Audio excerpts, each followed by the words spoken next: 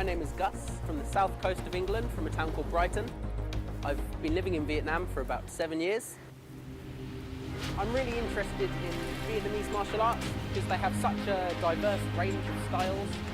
Historically, geographically and culturally, they're so interesting with so many variations and influences. I've been writing my book, The Martial Arts of Vietnam, an overview of the history and styles, for about 2 years. With it, there are a lot of original images that I've taken in various regions and with the different schools of martial arts. With this, I hope to kind of introduce some of the Vietnamese martial arts and experiences I've had with a lot of the Western world.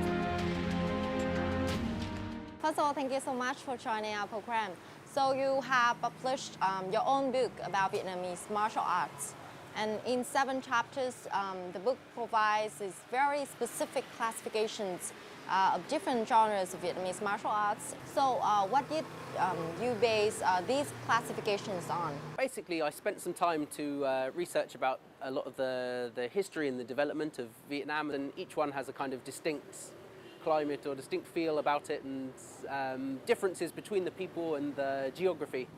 And that plays quite a big part in the cultural development of things like martial arts and culture. So what sources did you approach to learn about Vietnamese martial arts and write the book?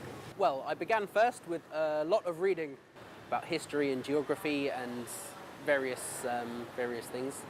Then finally I spent quite a long time to travel up and down the nation, visiting different schools, different instructors, and interviewing and wherever possible participating in the different styles of martial arts. Actually, I didn't just go on one trip, but I did lots of small trips over the course of a couple of years. Can you share some of the most interesting experiences during your trip? One was joining the wrestling festivals in Liu Doi in the Lunar New Year. One of the local government members, a guy called Thuy, invited us to come and stay with his family over Tet holiday. It was really nice to be really part of the culture. We were part of the village for the entire week, so we were in all of the festivals and parades and obviously the contests of Vietnamese wrestling. And just culturally, that was a really great experience, something really unique.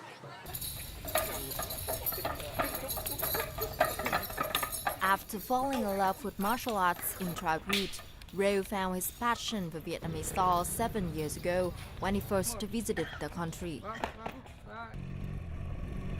5 years later, when he decided to make Vietnamese martial arts more accessible to Western people, he traveled to different areas to learn more about them.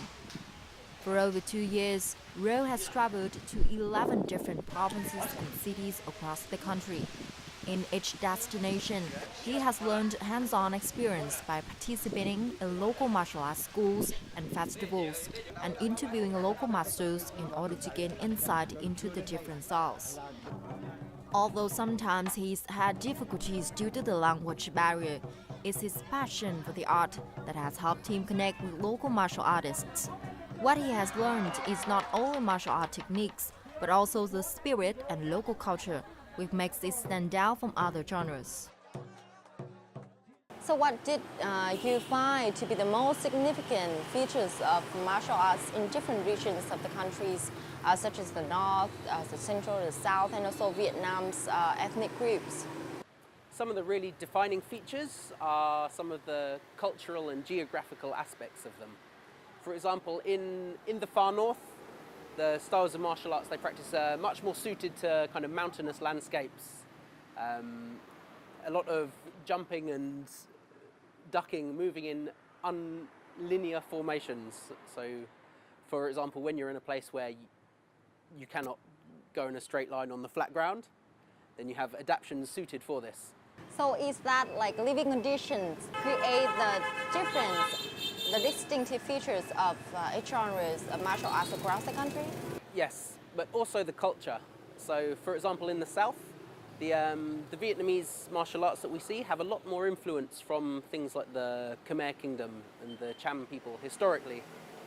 There are some similarities between kind of Khmer martial arts in the far southwest of Vietnam. What makes Vietnamese traditional martial arts distinctive from other countries like China or South Korea, in your opinion? general understanding, there are a few key defining points of Vietnamese martial arts in general. A lot of them are very acrobatic, things that we see in Vietnam, for example, where they jump with their legs around somebody's head and send the opponent flying. Generally, they feature a lot of very low and very high movements, so the angles of attack are quite peculiar in terms of related to other martial arts. One of the key things that I find is a recurring theme is the patriotism in martial arts. In many countries is strong, but in Vietnam is particularly strong. A lot of the masters and schools value patriotism as a really core principle, and this comes through in their practices. Jack Francis used to practice Tai Chi in England and wanted to find a course to join in Vietnam. The other side. There was none, so he decided to join one of Clat's classes on Dama Mountain Martial Yoga in March last year, which he found shares the same ideas of Tai Chi. That's when he discovered his newfound interest in Vietnamese martial arts. It's not all just about fighting and attacking, it's about, the mind and being peaceful and the look of it and the beauty of the body moving. So I'm just sort of interested in this. I think it's fantastic. Apart from Jack, many other foreigners have also had the chance to learn Vietnamese martial arts through Gus classes. Again. Gus is very active within the community about providing martial arts opportunities, open exchanges of different practitioners of martial arts to get together, share techniques, learn from one another, and just basically share in the community that is martial arts mentality, just being able to express what comes from their own culture, express what they've learned along the way.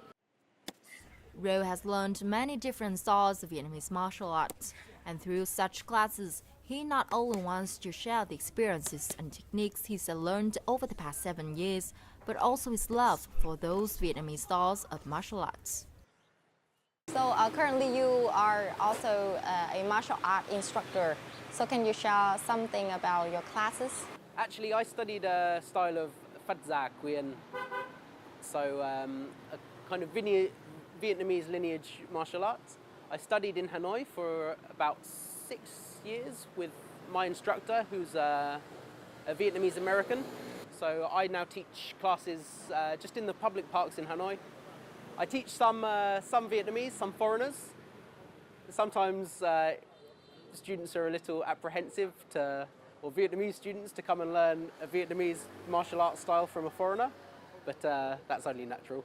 So in the coming time, do you have any plans related to Vietnamese martial arts? I'm writing a story, a novel, which is going to be aimed at kind of teenage years, which is based on martial arts, but a lot of it is taken from my experiences of visiting different people, and a lot of characters are drawn from real life, from the kind of people that I've met. I also have another project I'm working on with a friend of mine who studies martial arts, and we're working on developing a short web series. So 4 or 5 episodes which are going to be kind of martial arts movie-esque. We're going to do a lot of the shooting, hopefully in and around some of the beautiful areas in Hanoi, use some pagodas and some of the mountainous areas for scenery and for backgrounds. Once again, thank you so much for joining our program.